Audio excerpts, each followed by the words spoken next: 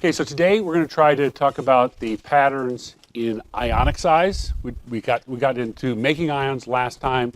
Now we'll talk about what size they are once they've gained or lost electrons. Okay. But configuration of ion. What is the configuration of an ion going to be? If it's a representative element, it's going to get noble gas configuration. Representative elements always have noble gas electron configurations when they form ions.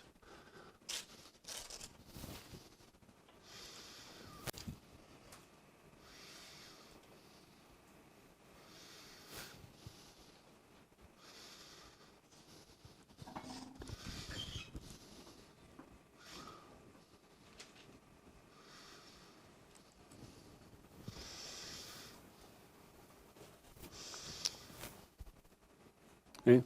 You know, they got to have noble gas configurations. So sodium, there's its full configuration, 1s2, 2s2, 2p6, 3s1. On the periodic table, it's over with the metals.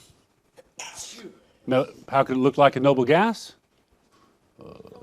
Lose an electron.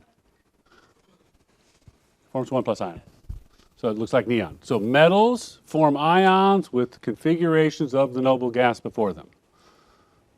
So in the middle of the test, when I ask you what is the electron configuration of the ion made from sodium, I'm going to put 3s1 up there as one of the multiple choice answers. Okay? But that's not going to be the right one because I said the ion that sodium makes. Okay? Be careful I ask you about the atom or the ion it makes.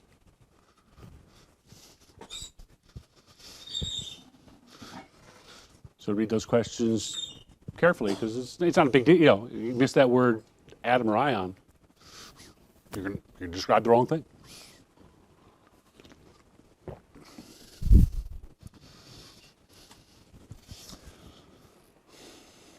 Okay, so we've talked about this before. Metals are losers. Nonmetals are gainers, and they gain enough to achieve noble gas electron configuration. So they're going to look like the noble gas after them.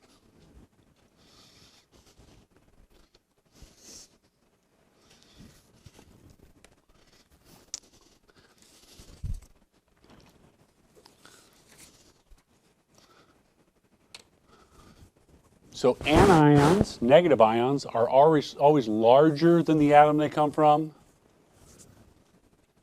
And cations are much smaller than the atom they come from.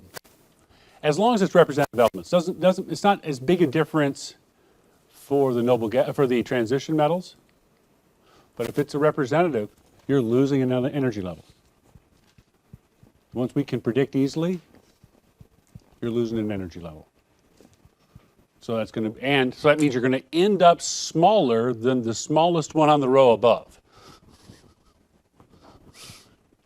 So you start off bigger than everything on the row above, and you end up smaller than the smallest one. Huge difference in size.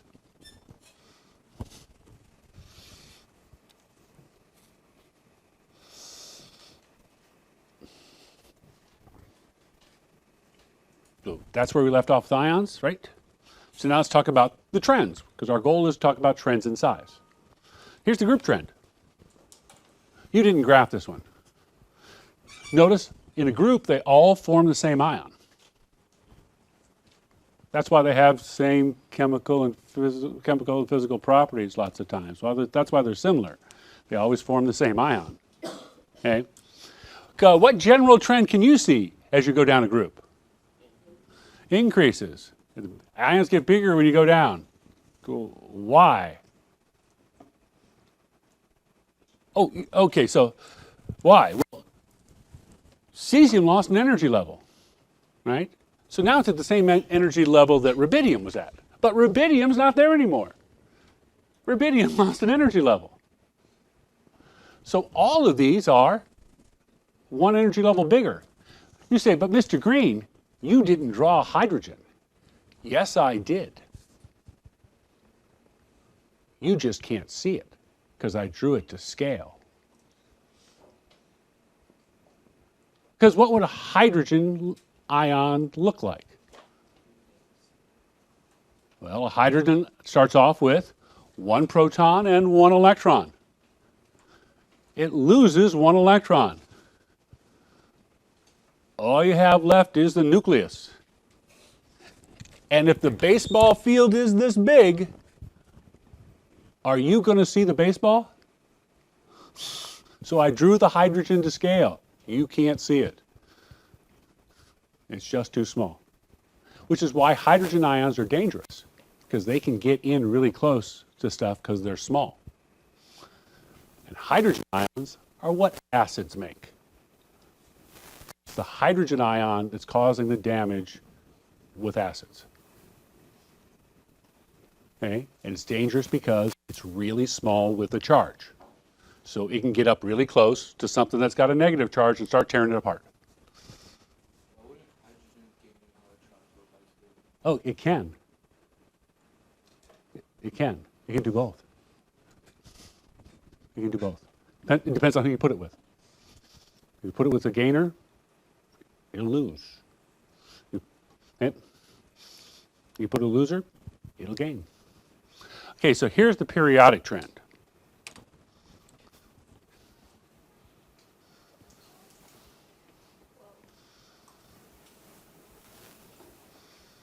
So I graphed all the periods. There's definitely a trend. As you go across the period, the nuclear charge increases, so they get smaller. And that is true for 7 of the 8 moves. Or sorry, 6 of the 7 moves. Only one of them goes up. I mean, it goes down, down, down, and this goes down, down, down, but suddenly it makes a big jump here. Why? Because what does lithium ion look like? Looks like helium. What does the beryllium ion look like? Looks like helium. What does the boron ion look like? Looks like helium. What does the carbon ion look like? Looks like helium. What does the nitrogen ion look like? Neon. Oxygen looks like neon. At an energy level in the middle. I go from the first energy level to the second energy level in the middle of this thing. Okay? It's got a good beat, but you can't dance to it.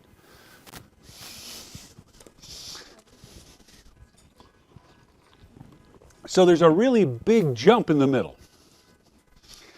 So our problem is that it doesn't make sense really to compare across the period.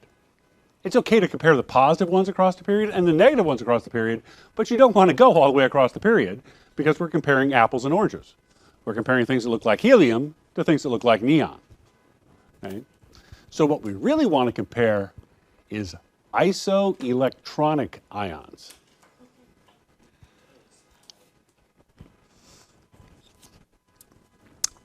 Now that sounds like a SAT word. Well, let's use SAT techniques. Let's tear it apart. The prefix iso means same. Isosceles triangle, 2 sides the same. Iso means same. So isoelectronic, same electrons. Why would you, how could a group of ions have the same electrons? Well, they all look like the same noble gas. So all of these look like neon. All of those have 10 electrons. Aluminum starts off with 13, loses 3, it's got 10, looks like neon. Magnesium starts off with 12, loses 2, has 10, looks like neon. Sodium starts off with 11, loses 1, it's got 10, looks like neon. Neon looks like neon. Fluorine has 9, gains 1, has 10, looks like neon. Oxygen has 8, gains 2, looks like neon. Nitrogen has 7, gains 3, looks like neon. They all have electron configuration 1s2, 2s2, 2p6. Now, neon has that without a charge. Everything else has to have a charge to look like that, so it doesn't behave like neon. Negative things are going to behave different than neutral things. Positive things are going to behave different than neutral things. So they look like neon, but they don't behave like neon because they got that with the charge. I look like the king, but I don't get to start a war. Okay? Now, if you do isoelectronic ions, that's what happens. The more positive is the smallest, the more negative is the biggest. Why?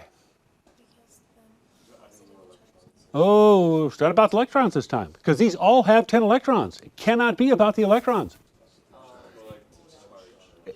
It's charge on the nucleus. It's not just charge on the nucleus. Aluminum is pulling in those 10 electrons with 13 protons. Nitrogen's doing it with 7. 7 electrons is not going to do as good a job as 13. There's 7 protons, sorry, protons. 7 protons is not going to do his job as... so I can get the size. Okay. So actually, it's this half I wrote backwards. Oh, no, I did all backwards, yeah, because I just wanted to do the size. So if I'd done it the other way, I could start off with the nitrogen, flip it all the way around, the biggest one first. Okay. So positive ions have more protons, so they are smaller. Negative ions have less protons, so they're bigger. So it really is our same reason for our periodic change, just nuclear charge. It can't be energy levels in shielding because they have the same energy levels in shielding. The only thing different about them is protons. So the more protons gets to pull more. Almost twice as many protons gets to pull almost twice as hard. Okay. Does that make sense? So when you have to compare ions, you want to compare ones that look like the same noble gas. If they look like different noble gases, it should be easy, because the bigger noble gas is bigger. Okay. The last trend I expect you to know is electronegativity.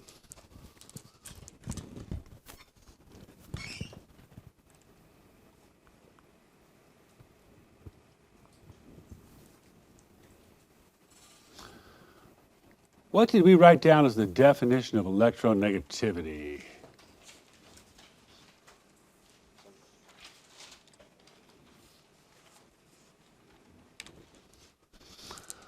How hard it attracts the electrons when it's bonded to, how hard it attracts the electrons from the other atom it's next to.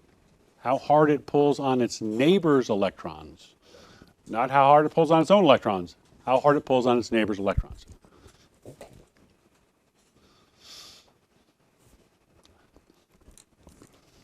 I like to think of it as greediness.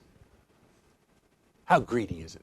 High electronegativity, it's really greedy. It wants its neighbor's electrons. A low electronegativity means it doesn't want its neighbor's electrons.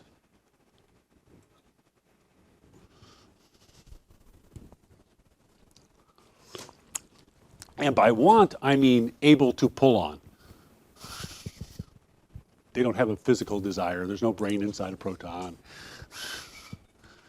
And by want, it's attraction for electrons. So a big electronegativity means it pulls the electron towards itself.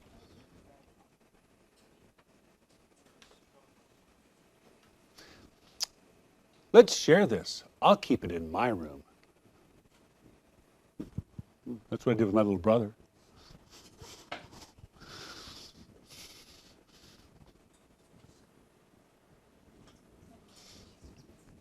Because I can pull harder on it than my little brother.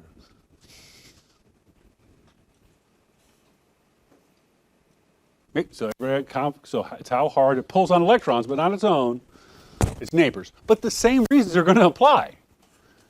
If it's got lots of nuclear charge, it should be able to pull on its neighbor's electrons. If it's got a lot of shielding and energy levels, it shouldn't be able to pull on its neighbor's electrons. So there's a pretty good trend there. Hey, that's what happens when you take all your graphs and just start the periods over again. You connected them all.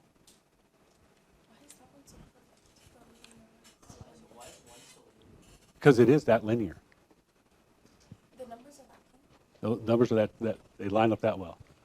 I looked them up and tried to do the graph like you did. I just did it as 4 separate lines instead of one big long one. So metals are on the left end. All right? Left end, low nuclear charge, low attraction, low electronegativity. Think about it. Metals react by losing the electrons they have. How hard are they going to pull on their neighbor's electrons if they don't want to keep the one they got?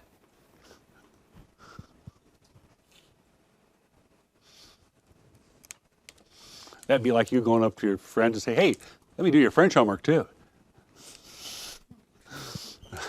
I've got a lot of my own, but I want to do your homework too, even though I'm not in French. Okay, right end, nonmetals.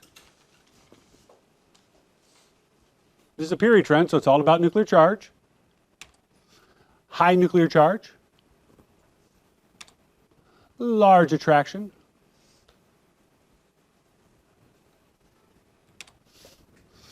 So you have a high electronegativity.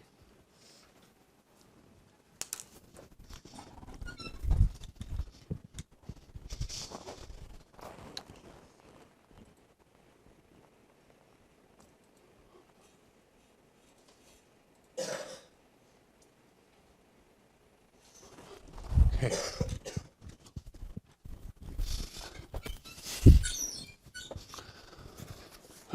Look where. Let's see. Let's look at this graph a little closer. You see that it makes that big jump up. Let's look and see where that big jump up happens. So it's right here. It's in 3A. Why would there be a sudden increase between 2A and 3A in period 3 and 4?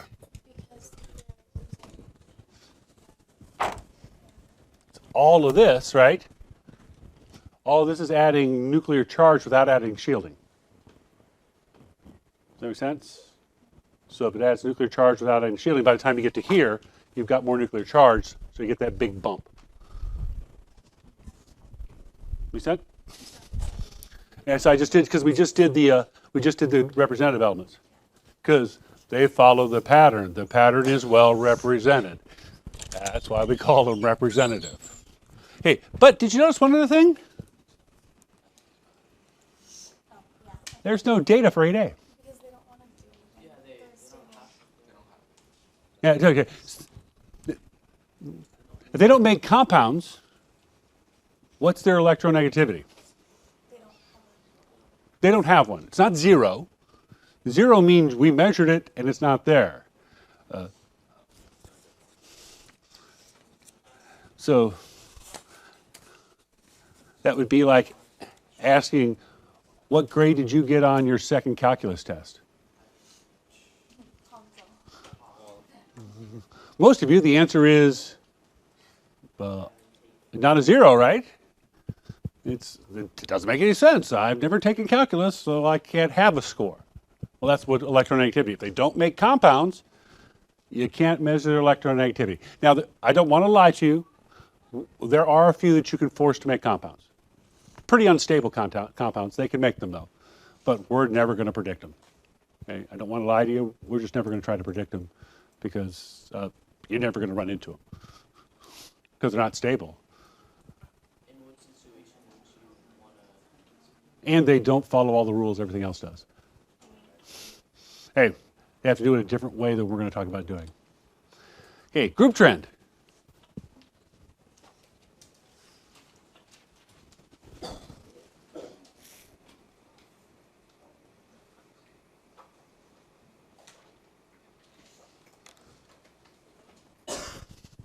Down a group, you got more shielding.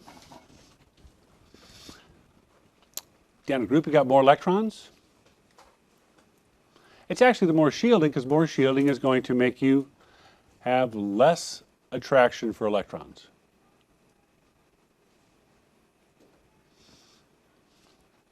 I like to think of shielding like the papers on a refrigerator, held up with a magnet. The more pieces of paper you slide underneath that magnet, the easier that magnet is to pull off. Okay. The more layers of the more layers of paper I put, the less likely I'm going to be able to get that magnet to stick. That's how shielding affects electronegativity down a group. Okay. Make sense? So, down a group, the lower the electronegativity.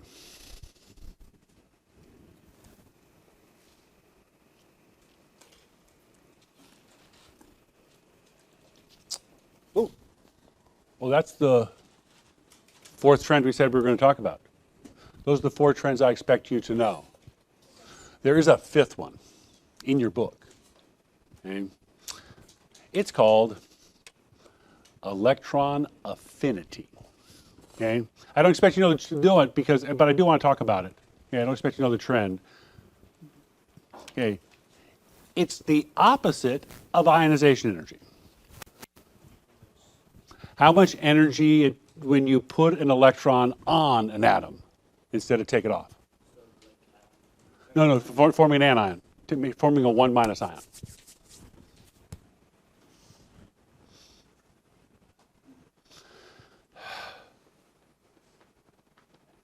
Okay, so here's why we don't talk about electron affinity very well. Okay, if it takes an electron, it's going to give you energy. To that atom, that's a negative energy. Energy is leaving it. So the more it desires the electron, the more energy it gives you, the more negative the number. So a big electron affinity is really a more negative electron affinity.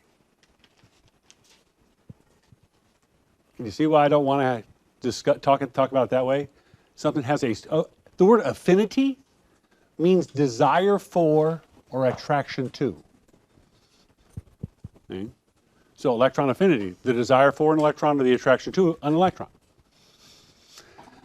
So if something has a big desire for an electron, it will give you lots of energy, so that will be a very negative electron affinity, which is a pain to talk about. Okay? But how would nuclear charge affect it? As I go across the period, more nuclear charge, is that going to pull more or less on that new electron? More nuclear charge pulls more. Okay? So it increases as you go from left to right. By increase, we mean more negative.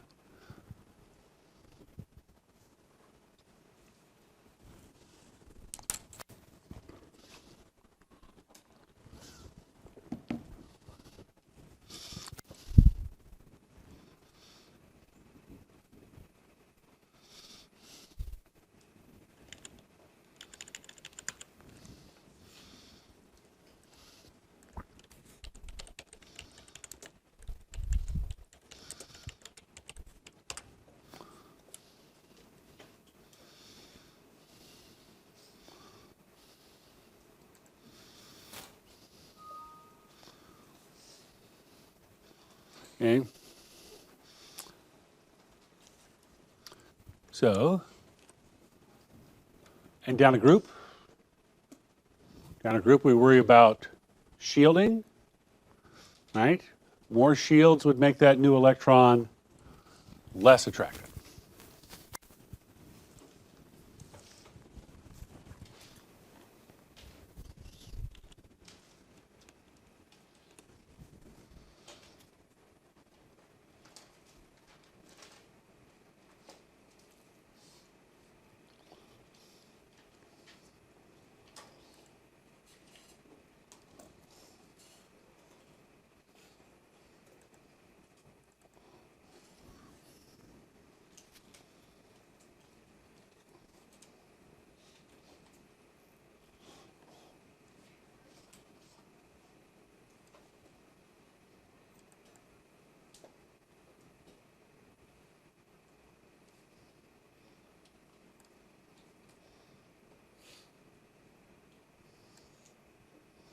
Okay. So you run into a couple of problems with electron affinity. There's a bunch of atoms you can't get to take an electron. That it just won't take it. So just like electronegativity doesn't exist for noble gases, there's a bunch of atoms that electron affinity doesn't exist for, and the pattern is a lot weaker because of that. But let me summarize our chapter for you in 3 pictures.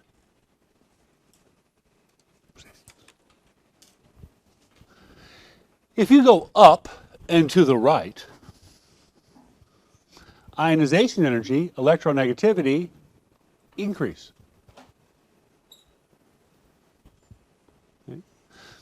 So with those ideas, what atom is going to have the lowest electronegativity?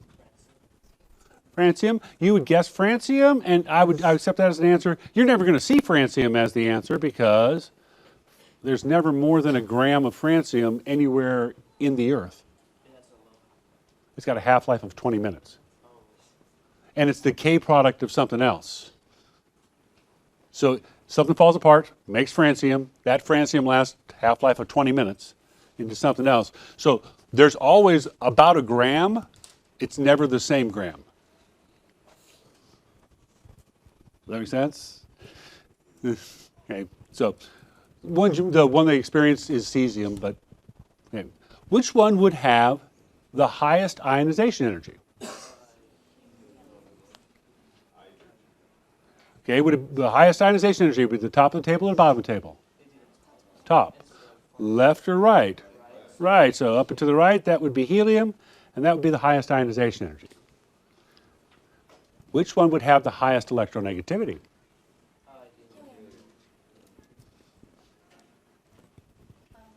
Why not helium? It's a noble gas. It doesn't have an electronegativity. Okay, so the only thing is electronegativity doesn't go all the way to the noble gases, but it's up and to the right. Down and to the left, size increases, both ionic and atomic.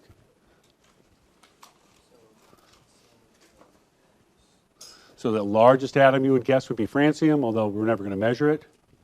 The smallest atom would be helium. Helium is going to have a size. Helium has an ionization energy because it has an electron you can knock off. It doesn't have an electronegativity because it never forms compounds.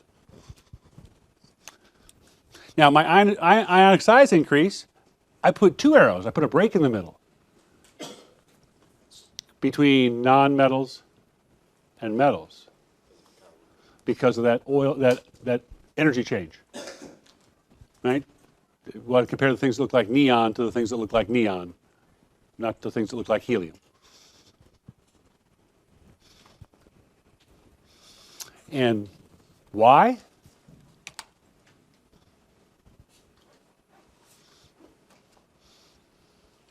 Left and right, nuclear charge, up and down, energy levels and shielding. Pretty good summary of what we talked about for the last week in 3 pictures. Okay, so tomorrow, that was the end of the chapter. We're done with the chapter. That's why I said the test will probably be Wednesday or Thursday, because we're done with the chapter. Some more practice, some review, and then we'll be taking a test. Okay, a few homework questions tonight.